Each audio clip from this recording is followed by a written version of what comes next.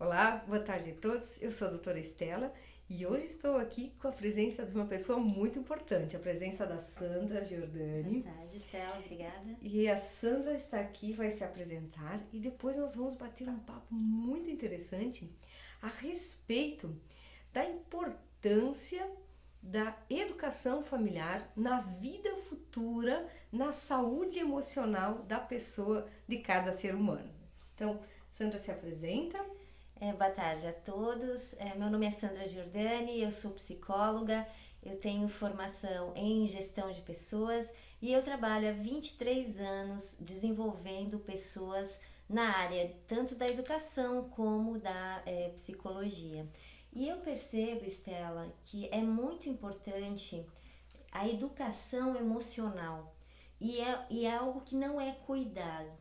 Eu faço um trabalho clínico, eu trabalho na clínica, eu atendo adultos e atendo crianças também. E eu percebo o quanto existe um descuido quando se trata de educação emocional. Sandra, para mim é fundamental porque tu tem muita experiência de tratar diversos tipos de pessoas com diversos tipos de dificuldade na área emocional. Qual é a importância que você vê da educação da família, principalmente na primeira infância, né? Qual a interferência da família depois para gerar o problema, por exemplo, da depressão, que nós vivemos muito, e tu provavelmente no consultório pega esse tipo de dificuldade. Por exemplo, o problema também da pessoa que é obsessiva em comprar, em gastar o dinheiro, ou enfim, tantas outras dificuldades em relação à saúde emocional. O que você diria para a minha audiência, para os pais que estão nos assistindo agora, o que você diria para eles? Eu digo que a família é fundamental. A família não é só onde a criança nasce, é onde você simplesmente educa as boas maneiras e etiqueta e o que a criança vai desenvolver na sociedade. Mas como a família se relaciona, como se estabelecem os relacionamentos, como isso é transferido para a criança e como a criança absorve isso. Isso é fundamental para o resto da vida. Isso vai ter uma influência que depois, anos futuros, quando se estabelece uma doença, uma psicopatologia, por exemplo, se não for cuidado nessa tenra idade, quando for mais tarde, é muito mais difícil de você cuidar. Porque a base do ser humano é justamente a infância, a primeira infância. Então, e é lógico que os pais amam e fazem o máximo que podem, mas somente amar a criança não garante que ela tenha uma saúde emocional, uma boa saúde emocional. Porque muitas vezes, na forma exagerada de manifestar este amor, é que também podem se estabelecer os problemas emocionais. Porque quando os pais amam demais e querem fazer demais pelos filhos, eles acabam enfraquecendo as suas crianças e tornando essas crianças incapazes de se relacionarem com o futuro. Sandra, tu poderia trazer algum exemplo, assim, não, obviamente, de algum caso que possa contar para as pessoas que estão nos assistindo, de questões que são claramente, assim, um exemplo que é vivido na família quando a criança é muito pequena e depois isso vai, não, aparentemente, quando é criança, não vai aparecer. Vai aparecer depois quando tem lá os seus 30, às vezes 40, às vezes até 50, às vezes até mais. Mas nasceu lá, foi plantada aquela sementinha, aquela dificuldade, né? Ela foi colocada lá na primeira infância. Algo que é muito comum e que acontece quando vem as questões na clínica, em todas as idades, tanto a criança quanto os adolescentes, ou até mesmo quando vem os adultos. O que existe na família muitas vezes, quando nasce uma criança, muitas vezes os pais abandonam a relação do casal e se focam nessa criança. O amor é tanto, o cuidado é tanto, que o foco é total na criança. Com isso, o casal se abandona. E muitas vezes começam a acontecer alguns problemas, divergências que seriam comuns se houvesse só o casal e poderia ser resolvido de uma forma mais tranquila. Mas quando existe a criança, o que acontece é que muitas vezes os pais se tornam aliados da criança, ou a criança se torna aliado de um dos pares, de um dos casais. E acaba crescendo com isso. Então, no caso, se a menina se alia à mãe, no futuro ela vai ter dificuldade de relacionamento com os homens, porque ela vai olhar para os homens de uma forma diferente, como um inimigo, por exemplo, ou o contrário, né? Pode acontecer também. Então, isso é muito comum acontecer. Então, muitas vezes as pessoas dizem, eu tenho dificuldade de me relacionar, eu tenho dedo podre ou alguma coisa assim. Mas, na verdade, a origem disso tudo está na primeira infância, em como essa criança vivenciou, assistiu o relacionamento dos pais e como ela internalizou esse modelo de relacionamento dentro de si. Sandra, eu sei que você também estuda a medicina germânica, você também estuda a constelação familiar, né? Isso. E disso também, né, você tem nessa formação, você também é conhecedora de muitos problemas de doença, de saúde física, inclusive, Sim. que derivam de processos educacionais lá no início da vida, lá na família, né? Nas relações familiares. Sim. Por exemplo, uma criança que vive num ambiente que é muito tumultuado, onde a criança constantemente é assustada. Se os pais têm muito medo de tudo, medo que aconteça coisas com a criança, por exemplo. Geralmente primeiro filho, enfim, se tem os filhos e tem medo que o filho caia e tem medo que... Essa criança vai desenvolver muito problema respiratório, muito problema pulmonar, às vezes rinite, né? Se os pais têm muito medo. A criança, ela funciona como uma esponja, ela absorve dos pais, né? O que existe no ambiente e ela traduz isso no corpo dela muito rapidamente.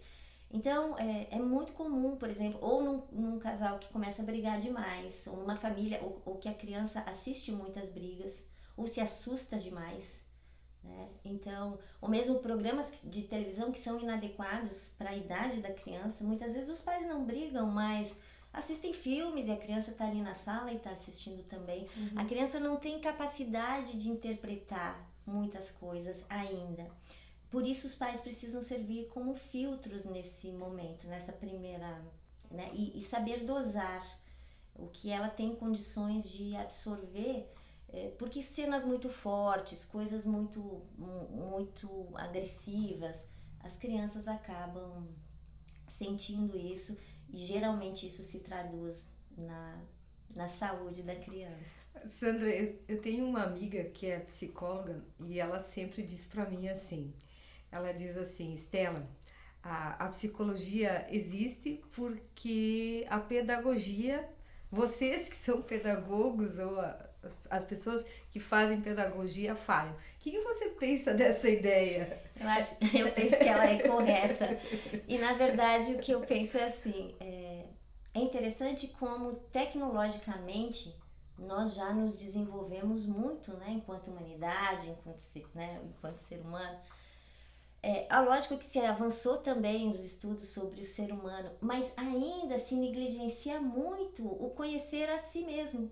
É verdade. Então, a pedagogia, né, uma pedagogia que leve o ser humano a conhecer a si, porque a partir de você mesmo é que o restante do mundo existe. Né? Porque se eu não existo, o mundo para mim também não existe.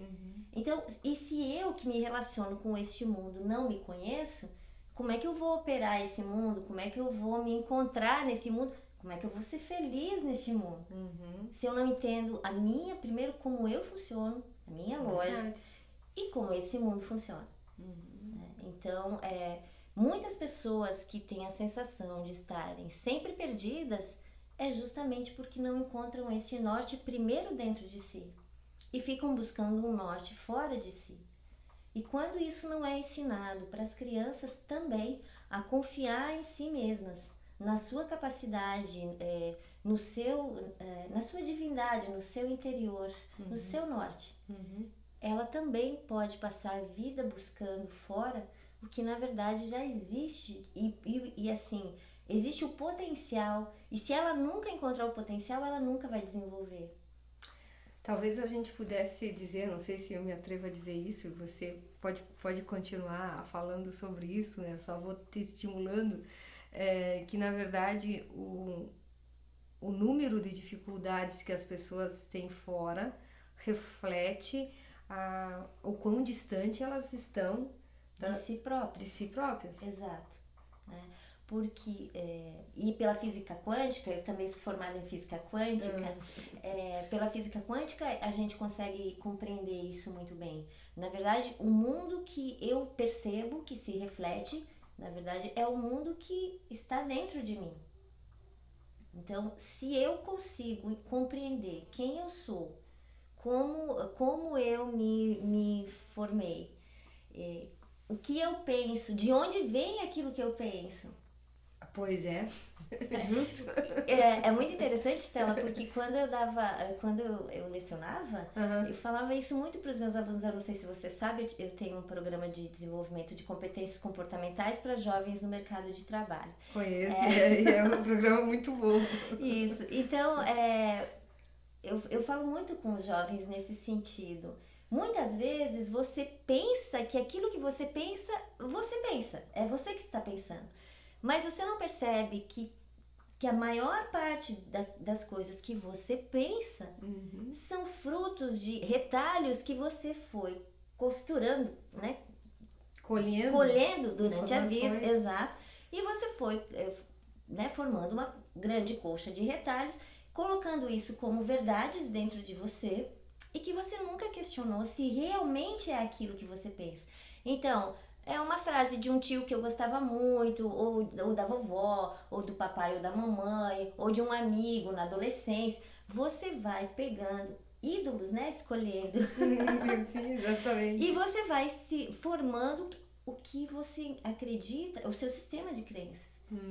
E se você não coloca isso em xeque, se você não se questiona, se você não procura se conhecer, qual é a sua voz dentro de todas essas vozes que soam dentro de você, então fica bastante difícil de você se relacionar, de se relacionar bem com esse mundo, porque são sempre vozes que muitas vezes elas se contradizem, elas se contrapõem, e você não encontra então uma linha onde você possa andar com um certo equilíbrio. É lógico que o desequilíbrio faz parte do caminhar da vida, do desenvolvimento, mas você tá sempre ou muito para cá ou muito para lá, então não existe, né? Sandra, me diz uma coisa,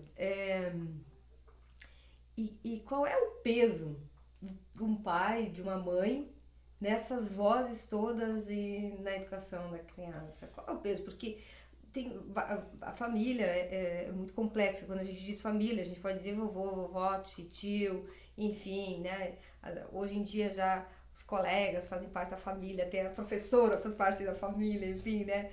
A família não é que é pequena. Hoje em dia, cada vez mais a gente amplia os nossos laços de amizade. Mas os pais, eles são fundamentais. Ninguém substitui. Mesmo que a criança não tenha conhecido seus pais. Porque a criança, você, eu, todos, nós somos 50% o pai e 50% a mãe, biologicamente falando. Só que isso não é só biológico. Existe informação nesse campo que vem dos pais, tanto do pai quanto da mãe. E essa informação, quando se uniu, deu origem a você. Então, desde da sua concepção, você já é 50% seus pais, né? 50% sua mãe, 50% seu pai. O resto vem compor, né? Acabam compondo também, mas para a criança isso é fundamental, para todos nós isso é fundamental, tanto que as pessoas que não conhecem seus pais, a sua família de origem, isso é uma angústia muito grande, né? Porque parece que não tem acesso à sua própria identidade, à sua origem, né? Então é fundamental, Estela. Então primeiro que os pais se respeitem, e é isso que os pais precisam entender, né? Na clínica se trabalha muito isso. Como é esse relacionamento do casal? Como a mãe vê o pai, como o pai vê a mãe.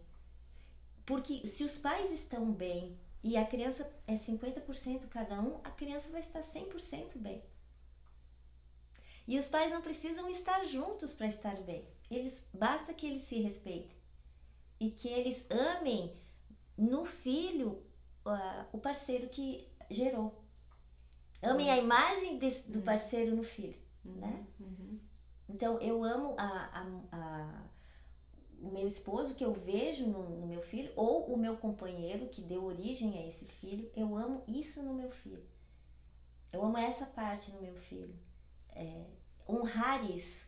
Então, a gente estava falando da dificuldade, né? Da dificuldade que muitas mães têm em relação a que elas querem fazer tudo diferente na educação do seu filho, e daí acontece que elas fazem tudo igual, ou até mesmo muitas vezes elas fazem pior, né? Então, o que acontece?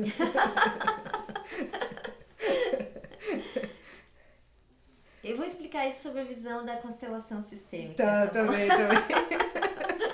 Poderia dizer que é paga de língua, mas não é não. Não vai ser, não é isso. Não explica, não é o suficiente.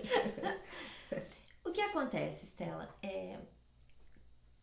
toda vez que nós rejeitamos algo, esse algo tende a se repetir.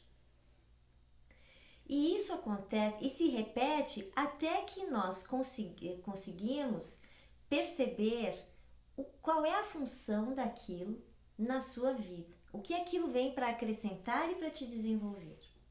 Então, é muito comum que os filhos olhem para a educação que receberam dos pais e digam: minha mãe estava errada nisso, meu pai estava errado naquilo.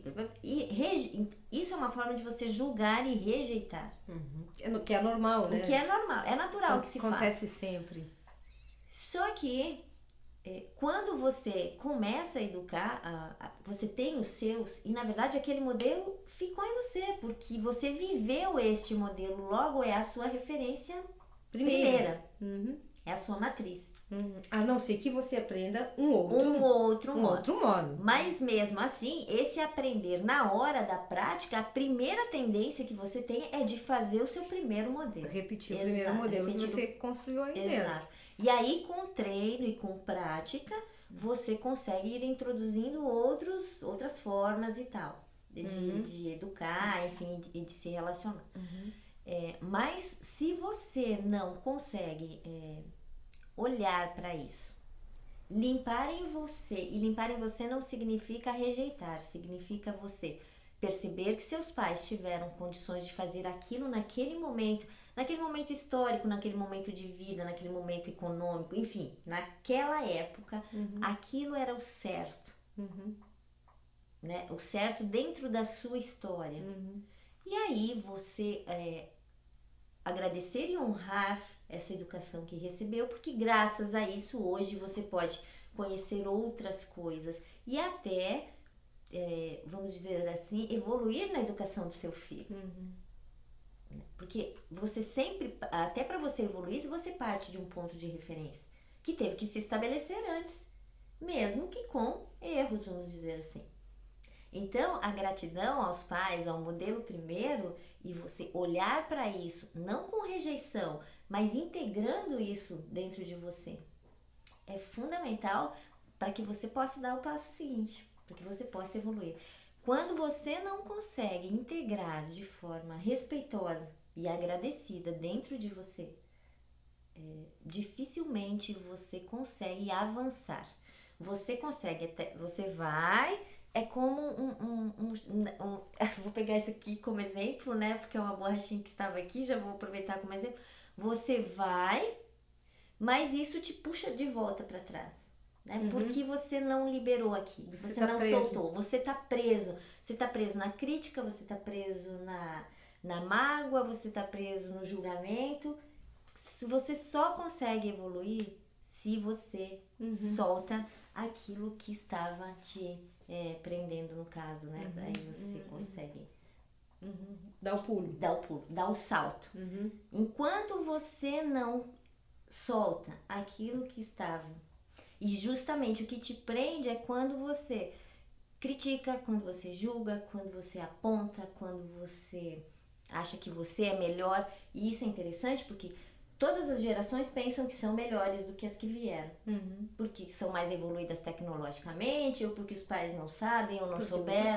Porque é o tempo dele. Exato. O tempo dele é o tempo dele, então melhor que o outro. Mas, como eu falei, nós só somos permitidos evoluir graças ao que veio antes. Então, enquanto não existe esse respeito, esse olhar, essa gratidão, enquanto você realmente não conseguir integrar isso dentro de você, o novo e o velho integrado dentro de você, essa evolução, ela vai ser parcial. Ela não é uma evolução constante. Você vai e depois você, né, regride. Você vai e você regride. Então, isso é importante perceber. Muito bem, então eu gostaria de agradecer esse bate-papo maravilhoso, né? Acho que foi bom, adorei estar aqui. Também gostei muito, Stella, obrigada pela oportunidade.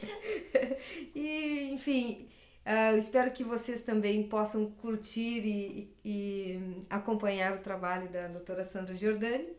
E eu espero encontrar vocês logo mais aqui nesse mesmo canal. Um grande abraço. Obrigada, Stella. Obrigada a todos. Um grande abraço.